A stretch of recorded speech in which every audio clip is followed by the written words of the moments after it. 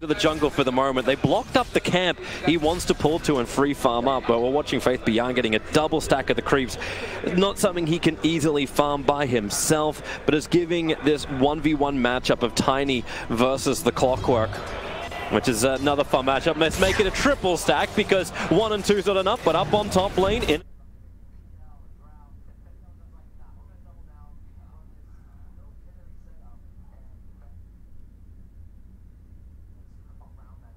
against Fly. Yeah, so this is a cool trade. EHOME is saying like the Tiny stays bottom to prevent S4 from pulling waves to that hard camp, which would slow down, it slows down his acceleration. But what you're doing is also then sacking your top lane. You actually move the Tinker towards bottom, but this is a level 3 Clockwork already. Really curious movement from EHOME. Yeah, and even Faith Beyond, his timing in the mid lane was a little bit wrong. He dragged 2 of the creeps back. I don't know if he's trying to mess with Sumail, but thanks to the 2 observer wards that were placed down by EG, they see any kind of movement off the bottom lane into mid. And now it's a tri-lane on bottom. Man, S4, he's going to start this game the way he started the series yesterday, being hunted down by the opposition. But the Cogs, this is why Clockwork's so damn good. He creates such space, and they just walk it off. Tuskar, as well as Phoenix, have already rotated to bottom lane. So if EHOME force the issue, they could pay for it. This is something a lot of teams have been theory crafting. You know, what offlaner can go to his safe lane into this disadvantageous 2-on-1 or 3-on-1 matchup and jump forward, the ice path from Innocence catching out to Ego. Well, toss him back, and this is where EHOME can win the positional battle at least. I gotta feel like this favors EG. Like top now, you have a free farm Terrorblade, and Faith Beyond still with shenanigans. They're going in after Ego. They know that Tinker can't move away, but that's why Jakiro is there. Ice Path, that's his last ability he can cast. There's no mana left for anything else. You got him, but again, you're seeing Faith Beyond doing his little pull through. He's grabbing the creep wave and causing more problems. And then they just let the mid matchup to go, which is 18-1 to the 22-4. That's a pretty close lane for the mid because no one else can influence it. They're all too busy fighting on the side lanes. This is one thing, regardless of meta, I think that a lot of viewers, fans, and probably IceFrog are content with the state of the game where mid is now that pure 1v1 most of the time. Yep. It just feels like Dota games are better when the mid players have this opportunity to really strut their stuff. Not that, you know, remember when there was just 3 heroes mid the whole game? I remember when Lich Sacrifice was a thing. Oh, they've sacrificed the creep. The mid lane's already completely imbalanced now. Yeah, this is a bit weird from EHOME though, because they're the ones on the clock. Like, they don't actually have any sort of right-click carry. Wow, Faith Beyond. I love this from him. He plays Darkseer the way Universe used to play Darkseer. Like, obviously without the creep skipping kind of thing, but aggressive up in the face and actually go for the kills. Doesn't matter if you're alone. He'll take a 1v1 against a Terrorblade, who, even though he's got Metamorphosis, doesn't have Sunder. There's pressure that can be applied. Clockwork on bottom lane. They're looking for a kill onto Innocence, trapping him inside the cogs, but with the support of Ego, it won't come to anything. Ego's, however, level 2, and EG may look to dive here. You don't have Battery Assault for a few moments, so he should be, yeah, he'll be fine. He's actually just going to pull the creeps behind tower. That's even perfect for Jakiro to back off. He's going to stack, and this way is solo experience for the Tinker. Exactly. Tinker needs his XP. This is the hero that's got a snowball. Both Lesh and Tinker, they love having this nice start. XP-dependent heroes more so than gold. And whenever you can get free waves like that when you're behind. Faith Beyond with the confidence underneath a Metamorphosis Terrorblade stands his ground. So EHOME will claim 3 of the 5-minute bounty runes.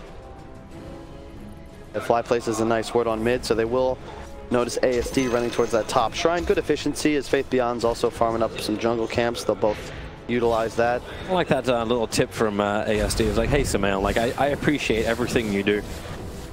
Later on, I'll cross you.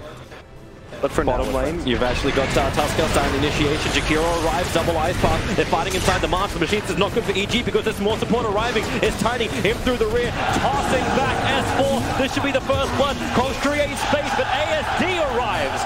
It'll connect with the lightning. Tiny's not done just yet. The Avalanche trying to buy some time for the ice path to connect. EHOME with 4 heroes on the bottom lane. Claim 2 kills to open up day 2 of the main event. Yep, I love the way Innocence, or well, Y plays his Jakiro. A lot of the time, pubs, inexperienced players, they prioritize the liquid fire, but both of Jakiro's active abilities are so strong. That level 1 ice path, the range, that just 1 second little interrupt disable, that's what actually secured the kill. And he's going to be a force in this game. The support Jakiro, you don't even need that many levels, and your Q does 400 damage, 5 seconds slow, attack speed slow, very good against heroes like OD, Terrorblade. It's a great synergy with the rest of EHOME, and that's able to buy more space. See a new record up for Faith Beyond. No surprise there. Vanguard rush at 6.5 minutes in, and they do little to no damage to that Darkseer, but he does have mana problems when he does this. There's no Soul Ring on this Darkseer just yet. And what was surprising to me is that the OD was untouched. Like, it's the, what, 4th game in a row now over 2 days? Sumel's playing OD. 5th, actually. He played it in their last match against Thunder Predator, too, and they just give it to him. And yeah, the Tinker is a suitable counter. Yeah. The Leshrac last pick is just very surprising to me. We'll probably be breaking that down whether EHOME win or lose this game, because it was a ballsy move. It's the way you look at it, right? It's EHOME going, okay, we know what EG's going to pick up, at least we can try and counter against that. The heroes don't have to be obvious, but as long as they got a game plan.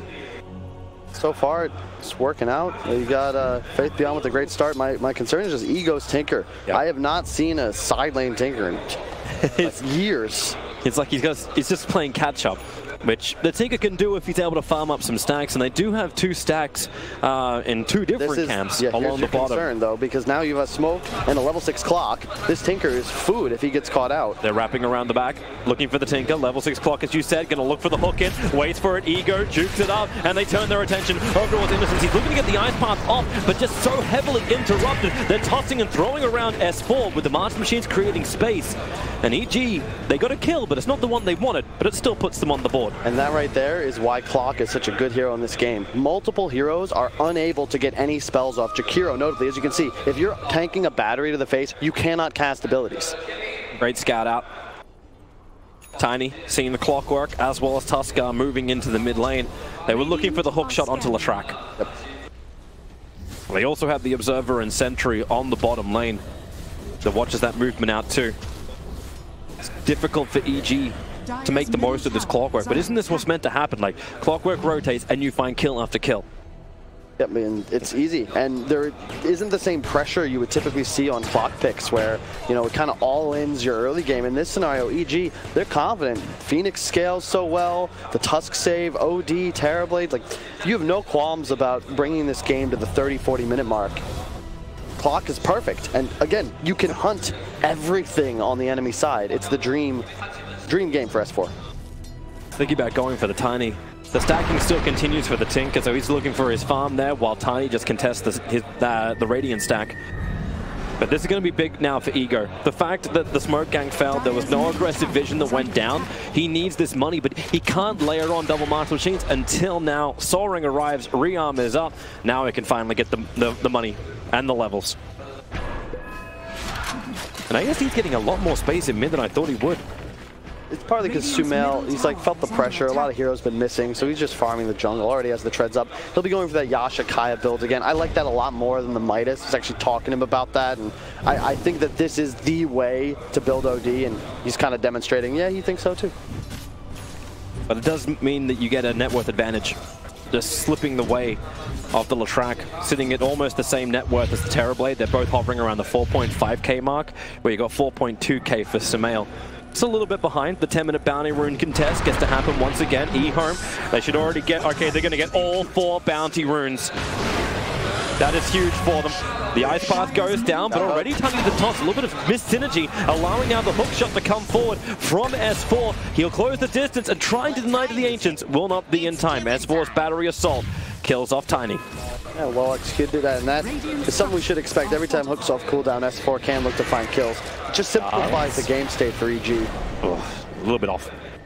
Arteezy's going to be the one passively farming. Sumail going to look to get a bit more involved, but also just worried about accelerating his own game. S4, he's just head on a swivel, constantly going to look for targets around the map, try and establish map dominance for EG. As you said, Faith Beyond having a good game. You can see what he's going for next. He recognizes, look, I had this super fast Vanguard Arcanes, but Force Staff is a necessity. That'll be what he grabs. And look, Leshrac as well, doing the exact same thing. You typically would see like a Yules first, but it's just so value to have a Force Staff in this game against Tusk and Clock. Yeah, it's kind of funny considering the series we cast yesterday, where there was no counter to any kind of big control, especially against the Tuskers. But It's looking a lot better for itemization this game. EHOME do have a small advantage, about 1.5k in the gold, even though EG have the 500 in experience. So this game very, very close, and kind of what at least viewers would have been hoping for, depending which part of the world you're from. Yeah, mid, they've got A. Yeah, they're going to force TVs. So Fly tomed up. They're ready to go. Hooks off cooldown as well. And he's looking for it, but already the attack in from Tiny. Tosses available, throwing him back underneath the tower. Into the Pulse Nova. Not where S4 wanted to be. The Phoenix Sun does come out. They all got hit by the sprites, so they can't attack fast enough. Imprisonment from Sumail is actually going to at least buy time for Jakiro to walk away from this, but it will still not be enough. The shards are blocking up. Innocence can't walk out, but at least he can get the ice path down, so Fly will die in the back lines. This looked actually pretty clean at the start from EG, but it ended up being a 2-for-2 trade-off. But you do get Latrak. Not the best trade for EG. They wanted to probably have a bit of a better fight off that egg. They used a lot of big cooldowns there, all ultimates expended, but you know, Artior is just farming top freely. And sure, you're just not afraid when the Darkseer is the hero on the enemy side that's the most farmed. It is a lot of space for Ego, who's been quiet for the last 10 minutes. He's just walking through the woods, farming stacks, trying to get those bots up, 700 gold away. But you got to be happy. EG, you know, trades benefit you. You're the team with the Terrorblade OD. You're going to get a point where you have BKB on both your cores, and I look at the side of EHOME and think, well, how in the hell are you going to do any damage to either of these guys? Like, Latrak's sustain kind of comes from the, like, Tinker being able to create space. Is that even the way I want to say that? And we were actually debating as well, like if this is one of those games where Tinker actually builds into an Aghanim Scepter, you get that missed chance to allow Latrak. Oh, he forced forward. 5 ability is, yep, S4 now will face boot away. Does show the force off of ASD. Radiant's middle tower is under attack. Gonna look to do something here. You have a Darkseer hasting himself forwards. They're looking for S4, but like he's got 4 heroes chasing him. Avalanche will connect. He's got hookshot available. They need to get in front of him, or else he'll just hookshot away to safety, or he can just cog on the high ground. But the back pulls him back down again. Now S4's cogs block him in, but the hookshot, exactly as we were saying. S4 goes up and away. Hashtag you knew it was going to be a hard fight. Yeah. Like, the thing is, even if you kill S4 there, there's no objective pressure. Like, mid is at your own tower. The top wave is now being taken out by ASD, but it's just a low EV move, because the best case scenario is you find 1 kill, but it's 4 heroes chasing him. That actually swings the goal back in EG's favor, because you've got 2 cores just hard farming as S4 leads them on a merry chase. So PTs are up for Ego, or the side lane pressure which EG's been having starts to be a little bit more restricted. So how hard does EG want to push? Like, your Terrorblade's farming up, but you need to remove tier 1 towers to control more of the map, because so far, I mean, no tier 1 towers going down. Look at Arteezy. He's farming in his own jungle with the meta pops. Like, he has no intention of leaving his side of the map for quite some time, and you're not pressured if you're EG.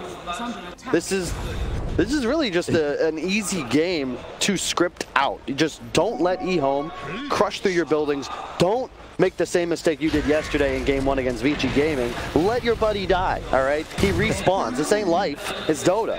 And at some point, you get your BKBs, and you can look to take a big engagement around Roche, which another concern I have with EHOME is that they don't have that ability. You can't take Roche in this game unless 2 or 3 heroes minimum from EG are off the field. Yeah. And you're even more right with the BKBs. This is one of these games where if you had the old Husker, you'd be a very happy man. So much magical damage coming in from EHOME that you start to wonder, like, how do they really hit hard once those BKBs arrive? Like look at Arteezy's farm. Like Sumail as well, they're accelerating fast. Like this is good if you're an EG fan, and they're going to take top tower uncontested, just continuing to mirror the movements of EHOME. They sniff out that, hey, they're going to be making this play on bottom, and we've seen this probably a few thousand times over the history of Dota. A tier 1 for a tier 1 tower trade on opposite sides of the map. Yep. Both teams not looking for the fight, even though EG right now feels a lot more equipped to take it. The Clockwork and the Tusker with the double.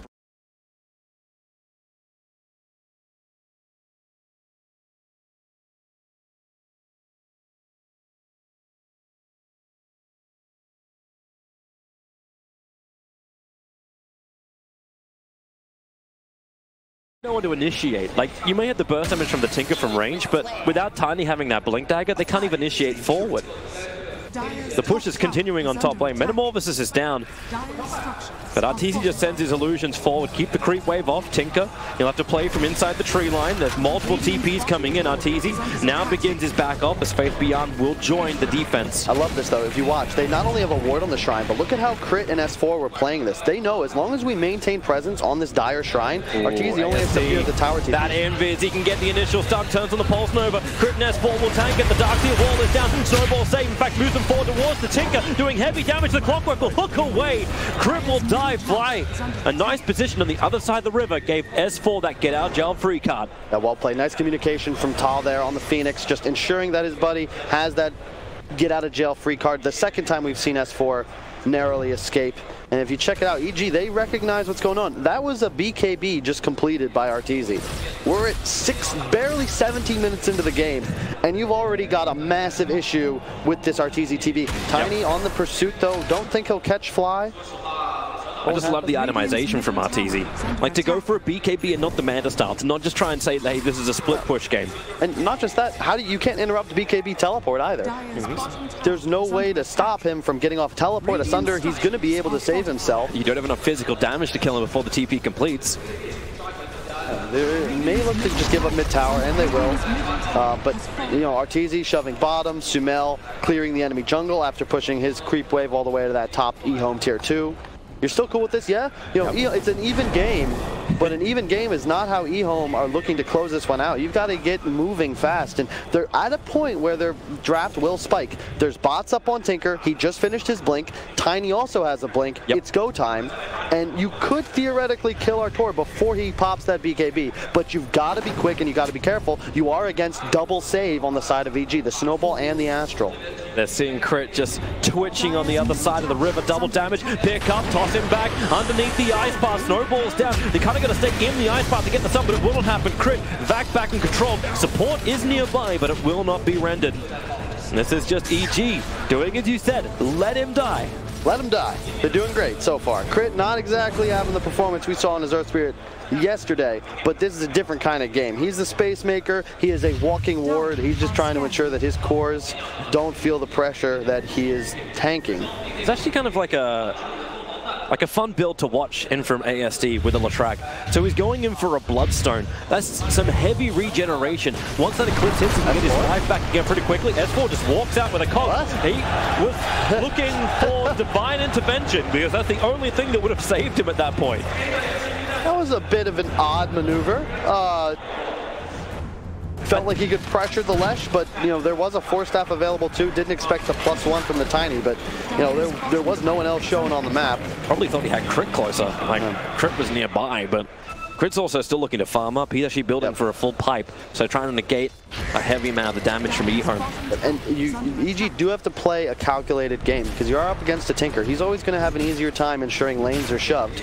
And if you make a couple mistakes, all of a sudden EHOME is going to be off map and just pressuring your side without anyone needing to deal with this Terrorblade illusion spam, because you can just throw down one TP from Ego and suddenly the wave's going back towards EG side of the map, which is why I like this warding. You see two defensive wards on their own high grounds up in this top Radiant Shrine area that not only defends Roche, but like you can even see that you have a triangle actually around Roshan and the next objective they expect EHOME to go for. I still wonder when someone's going to start to de-ward this Observer ward from EG. It's the first time I've seen them place it. Inside the dire jungle, they just see this deeper camp, and it's a consistent ward for them, but all three sentry wards that were planted down from EHOME do miss it. The bounty runes happen once again, and EHOME once again will claim all 4 bounties. It's the second time this has now happened for a team that's meant to have map control. Artur got 1. He got 1? Yeah. Okay, so 3. They got 3. They probably could have been a bit more aggressive, but again, you don't know what's going on in the team comms. And if I'm EG, if I'm Bulba, I have looked at this draft and told my team, look guys, don't do anything really stupid, all right? We can do this. They're checking Roshan.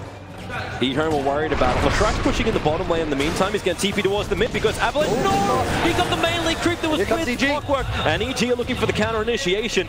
You know, EHOME don't want a bar of this. They just got the Bloodstone completed on the Leshrac. This is a power spike for EHOME. Got to be careful if you're EG. You've got your ults up. You want to take a good fight here. But there's a Crimson Guard mech on the Darkseer. Movement forward. Hog shot in from S4. Cleans up the line by putting the cogs down with the 4 stars from EHOME. Allow the repositioning. Ego's getting the Master Machines down. The Ice Path and the Macropyre. Not to mention the Darkseer wall. It's causing problems for Evil Jesus. They want to back up. The BKBs have been expended. And Jakiro is the only one to die. And he buys back. Looking for the fight to continue. Here's your jump forward with a Sunder. In from Martese combining with the Eclipse and Snowball. All of EG are taking the Overtry. Level play the tier 1 tower. Killing off the Jakiro for another dieback. Tani down as well. Lathrac's finding the back lines, but he's low on mana. Darkseer is pretty much out of it. So EG turn their attention to that mid tier 1 tower. Huge fight for EG. Massive Sunder for Arteezy.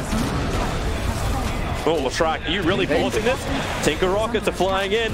He's keeping the spam up, but no one's low enough to die. And you can see EG, you got to be careful about these long engagements. When their BKBs are up, they have no fear. As they fade, you can see Faith Beyond Chasing gets a sick back off, and that's that tiny stun. It's one of the easiest spells to BKB because of that quarter-second delay before you're actually incapacitated. And Arteezy just like, oh, casual. I have no more damage taken anymore. Gets the free Sunder off. You get tier 1 tower mid, well executed, and that's what EG wants to do. Swap, trade your BKBs and big cooldowns, get some sort of established pressure on the map, take the engagement, and then go back to your own side and farm up. And Ty's gonna be pissed. Yeah. That fight would have been so different if the tossback came on S4. And they use the Leshrac Bloodstone cooldown as well, of course. Bear in mind the change and no longer sacrifice yourself. Yeah, it actually just heals you.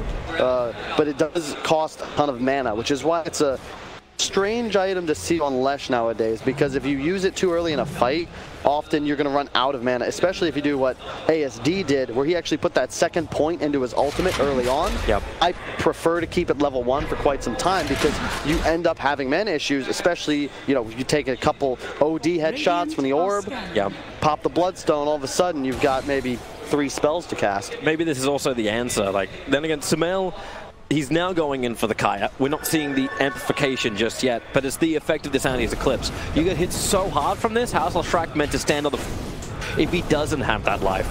But because now, how is he meant to do damage?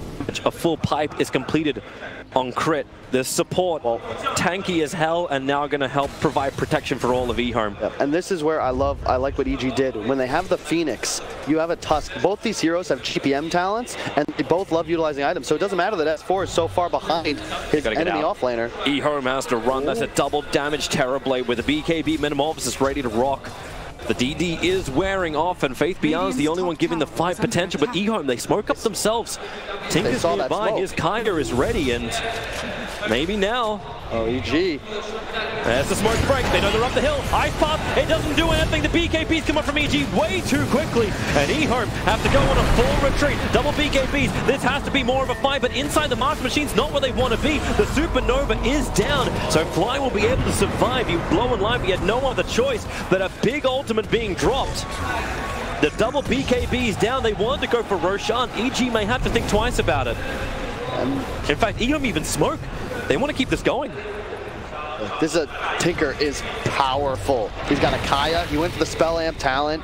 He's going Ags next. This is the full DPS AoE Tinker build. They're running top. Arteezy. He's too far away. He doesn't have BKB available. He can't even TP out this if he wanted to. Up through the trees. The Tinker needs to keep the vision up. Sunder gives him the life. Oh, the damage! Ego's going to die! Arteezy, he does have options. Support's coming in from Oscar. How long can he live through this? 17-1 charges, not long enough. Into the trees. The Pulse Nova will bring him down. So ASD finds the kill. Ice Path gonna miss. Same with the dual breath. So Crit will be able to walk off any kind of aggression. Love the pipe from Crit as well. This time EG is going to collect 3 bounty runes. Suddenly they seem to be much stronger. I cannot believe Artorp actually found that kill on Ego. That's the big timing for EHOME, is that Ag Scepter on the Tinker. All of a sudden, 4 rockets, lasers bouncing through everyone. It's like Ego didn't believe that Artur would come out of the tree line and try and run out that way, so he's just got caught flat-footed for a Tinker. That's death. Hey, really good heads-up play by Artur. He was getting a lot of flack from the community yesterday, although they give that to pretty much everyone. And he recognizes laser on cooldown. down. You pop that to try and DPS me down. He finds the aggro Sunder and just chases to find the kill. Bottom lane, the setup's there.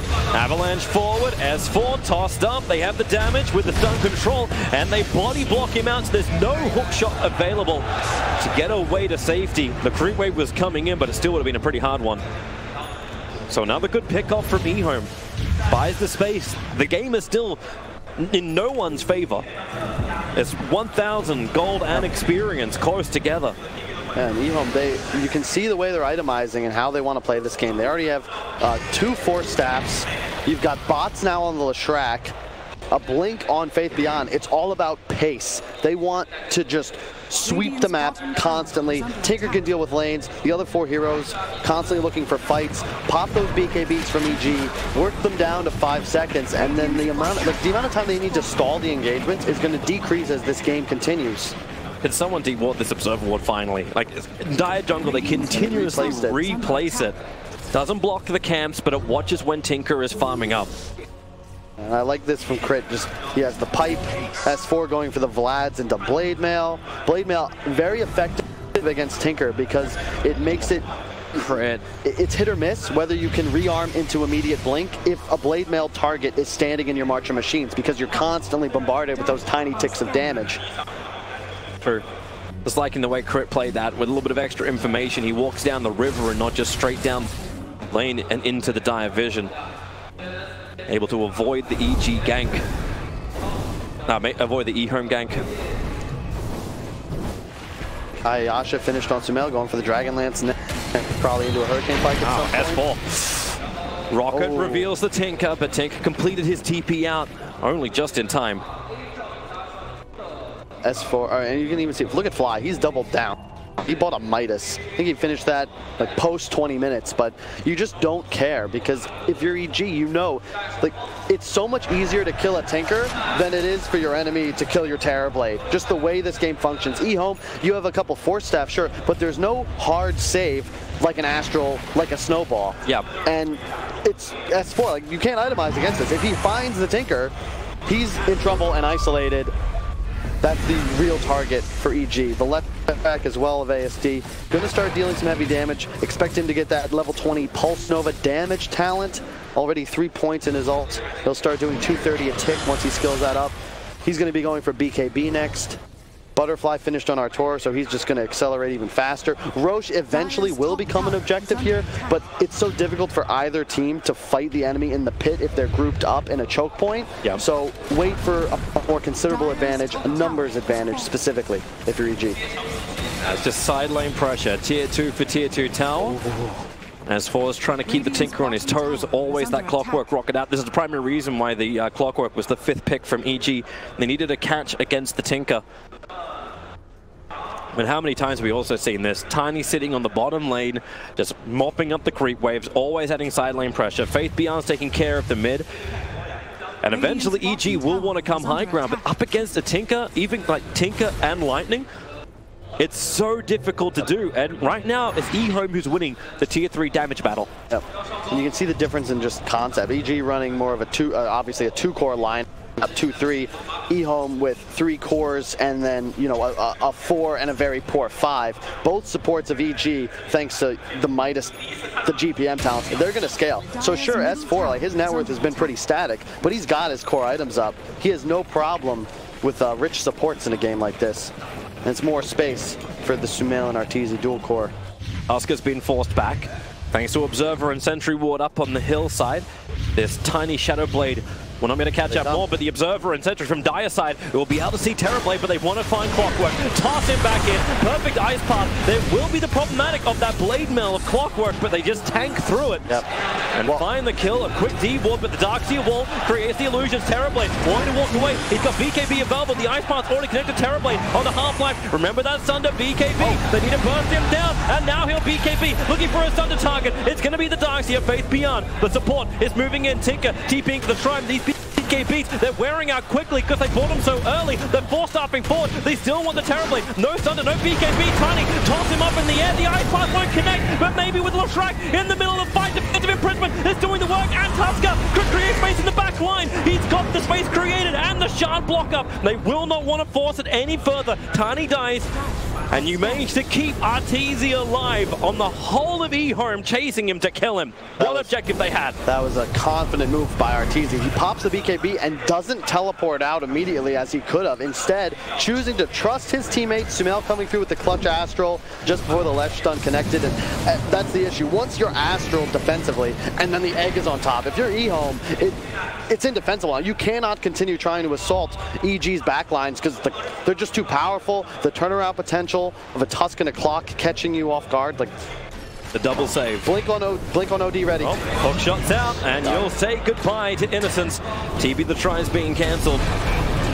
I like this item from Sumail now. All of a sudden, he can find himself on top of whatever target S4 gives him, be that the Jakiro now, but later in this game. Surging.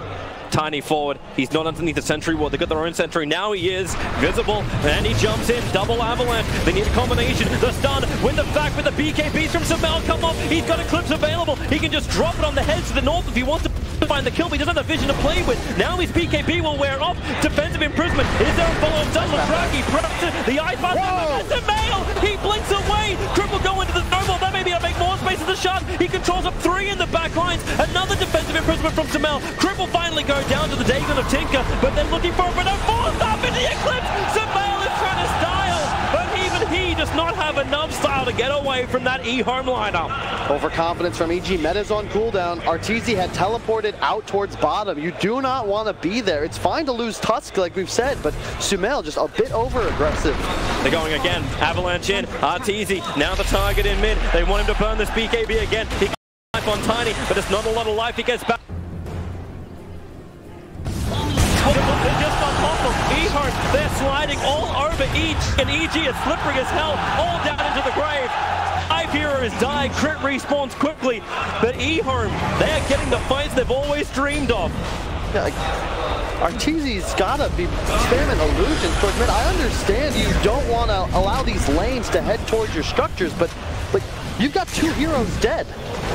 There's no reason EG should be taking that fight aggressively. Like, saving Arteezy is the goal. Even if he's got a BKB run away, so be it. It's already down to 6 seconds. Like, Crib, he's walking in. He thought he can go for some shenanigans, but the Observer and Sentry is up. Tiny keeps him occupied as Roshan will go down, but you know support wants to jump over. In fact, it's going to be Crit starting up the unit counter-initiation onto Tiny, giving Sumail some intel buff up. So Tiny will throw away his life to create the space for EHOME to get the Aegis of the Immortal. And that is in the hands of Leshrac. A 20 Bloodstone charge now, Leshrac. Yeah. It goes back to this concept that we've seen abused by many of the top teams in this tournament. Which draft scaled more to deal building damage? And that's what EHOME is working against. You're playing great. They're playing better than EG right now, but they don't have the ability to punish mistakes like EG does. If EG takes 1 fight and the Terrorblade's alive, Tinker's dead, that's a Rax, maybe even 2. EHOME, you win this huge fight, you wipe your enemy, and you get just the Roshan. And even that was a little close because you got to back up immediately. You don't have the time anymore to look and establish any map control just because you don't have that raw physical damage, and nobody's going to be scaling to do that. It's like all you really have is Edict. Like that's it. Like Diabolic Edict from the Leshrac, and you do have you have Tiny with Tree.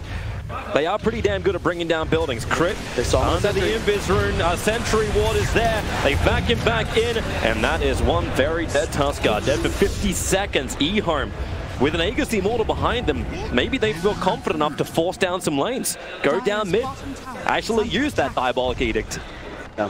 The OD blink after Astral we just saw abused by Sumail there. I believe that was because the Ice Path had not formed yet. You have 2 ways on EHOME to prevent that. If you, they're like, I don't know how to explain, but like frame canceling stuns like Mirana Arrow. If you spawn in the arrow, you're stunned. You cannot blink away.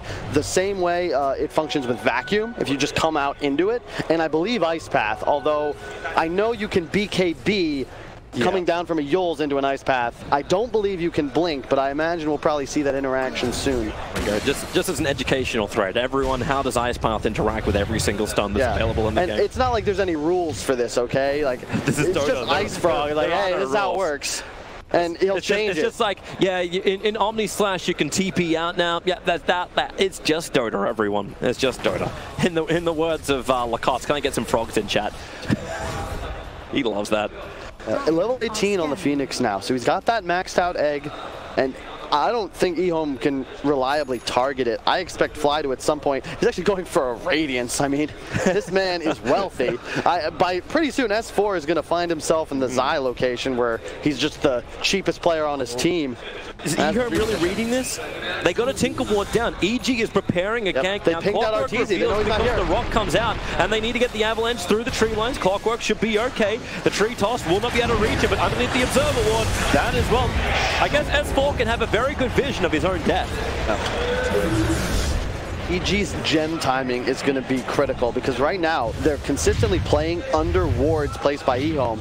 You don't want to grab it too early because then you might potentially lose it, and then all of a sudden EHOME's massive lane shove and pickoff potential. Doubling forward, looking for the kill on Arteezy, but Arteezy only to walk a little bit further forward. Avalanche toss, something needs to save ASD. The Aegis Immortal will break. Arteezy still in his BKB as well as the Sunder. There's going to be a hard fight for EHOME to take, though inside the Darksteel Wall and the Macropie. Maybe they have the damage. Perfect. Phoenix Sun is out. EHOME must retreat. Tuskar will fall. EHOME do get out of range of the Phoenix Sun, and you've got Leshrac on the run, banished up. He triggered the Bloodstone, so he already got his life back up again, but the Tinker, the laser hits, the Sunray will burn through. Leshrac goes down. Tiny will join him too. Fly is going to do so much work. He'll get the kill on Tiny in the back lines, while Jakiro dies in the front. Fly with a double kill. That fight's not a favorable location for EHOME. You want to be around creep waves or structures. You have a Tinker on your side, and the nearest wave was a full 2 blinks of distance away before you could even start getting rockets off reliably. Like, just well played by EG. This is how they win fights. You can't kill Arteezy reliably anymore. He's got a Satanic. You mentioned it though, right? 2500 HP. Like, if EHOME really is the complexity of China, it's the mid-game run at you. They took the fight up on top. There was a ward inside the Radiant jungle, and that's why you saw Leshrac just TP to mid, Nova down the wave, and then jumped into the jungle. They wanted to kill off Arteezy. 1 kill isn't enough for them. They want to find more. As Fly, well, wants to stay alive as well. Ego begins his TP out. But Fly, you know that Radiance you were talking about? The Relic's coming out in the Courier. Oh, look at mid lane. And even look towards mid. Darkseer, BKB's available. He can survive through this. He'll BKB inside the cogs. Tinker needs to make the most out of this. Can he actually laser and buy some time? And no, the shards, Darkseer, Arteezy, he's uncertain if he wants to take the fight. He was blocked out. The tree prevented him from actually entering the Ice Shard. May have been able to finish Faith Beyond. The Force wasn't on cooldown. But he doesn't have Greaves, pretty tanky. And you look at this, all of a sudden EG is a 4K gold lead. It went from minus like 2K, 6K swing. They've cleared out the towers, and this is how you want to beat a Tinker. You keep him in his base. You remove his structures and his ability to play the map. And now, camping creep waves, you can find kills, and all of a sudden it's a lot scarier for Ego to venture out on the map alone. Especially now you see OD with the Scythe available. And you'll have the Hex. It's the amplification with the intel.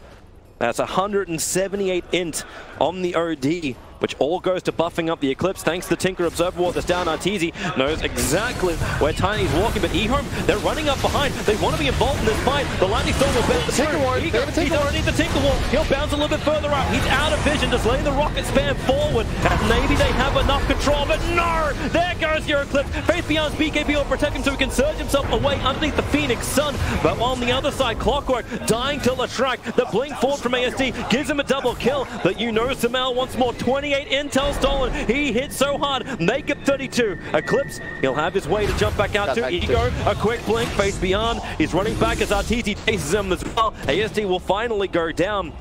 That was a certainty.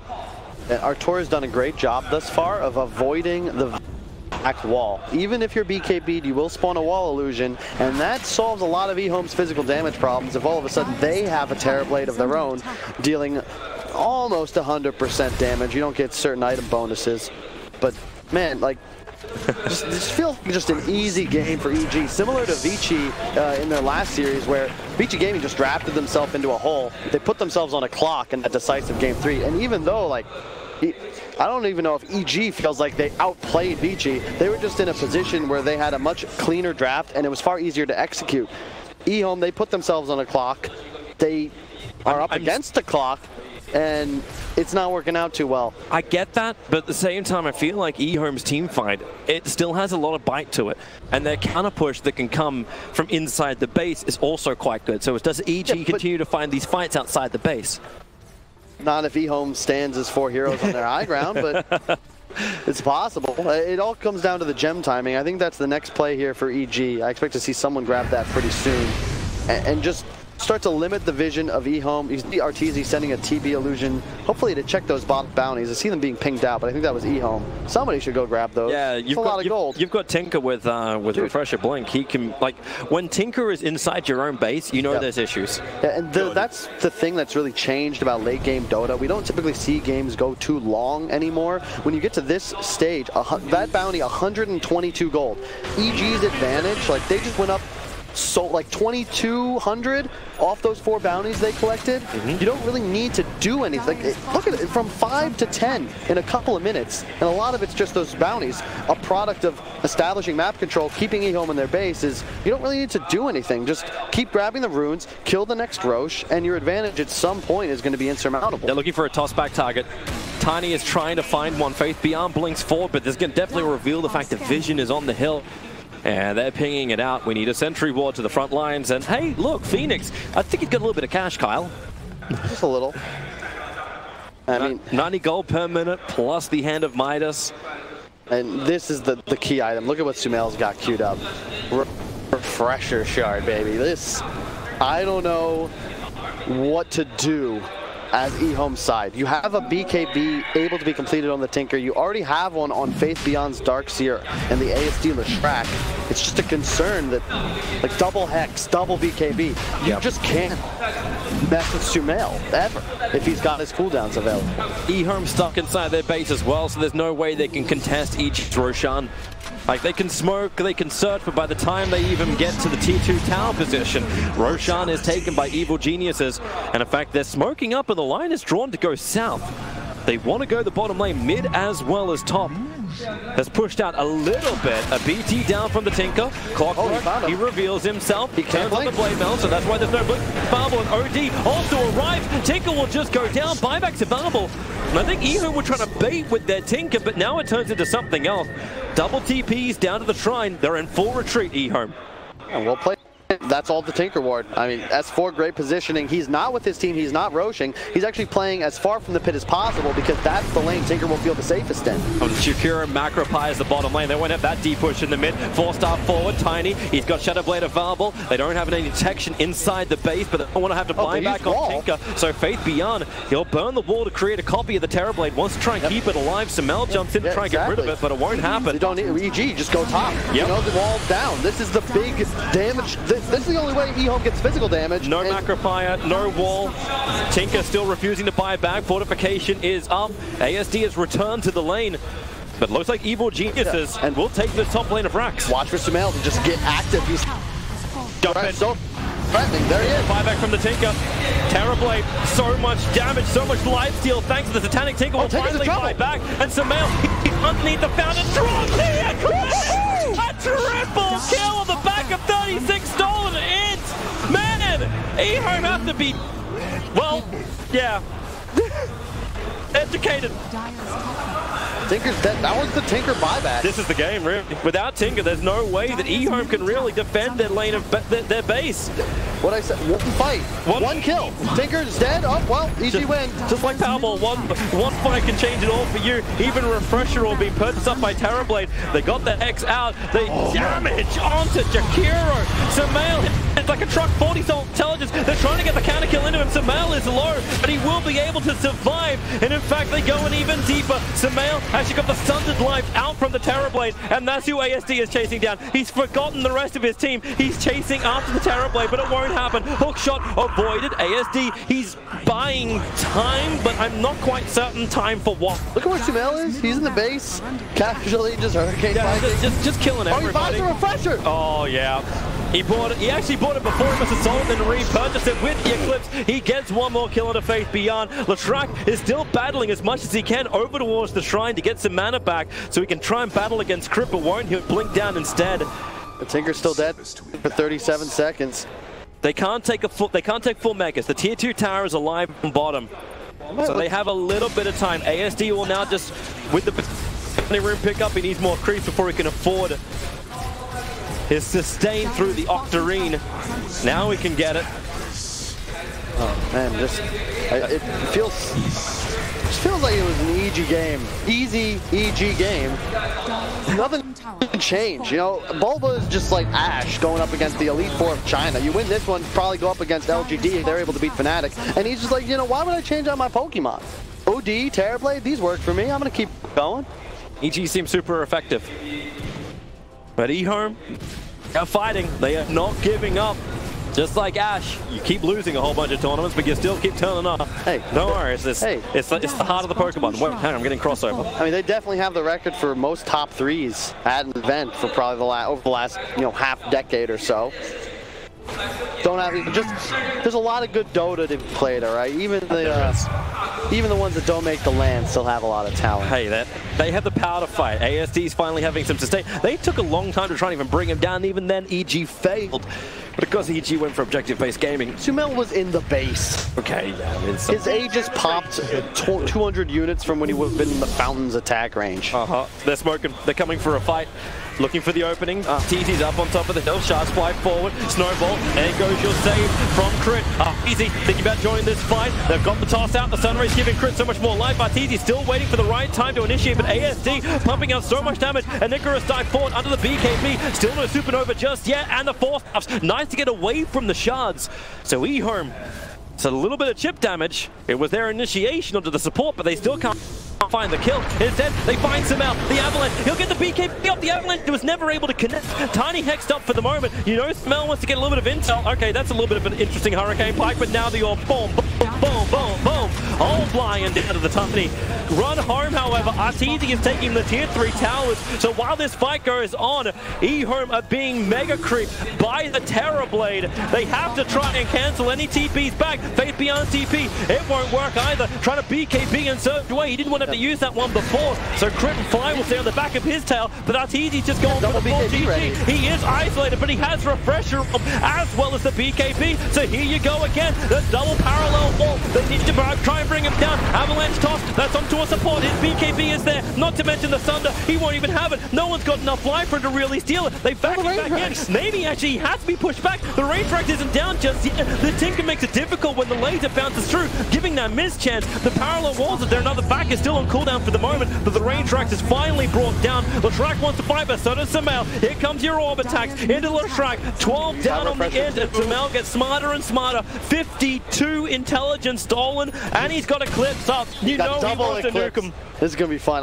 Ready? Oh, ready, he's going to go Ready? Hammer is in 3, 2, and boom! Goodbye, Faith Beyond. Goodbye, everybody else. The Nova's dropped as well. Sumail is as smart as they come. He'll end this game on 88 stolen intelligence against EHOME.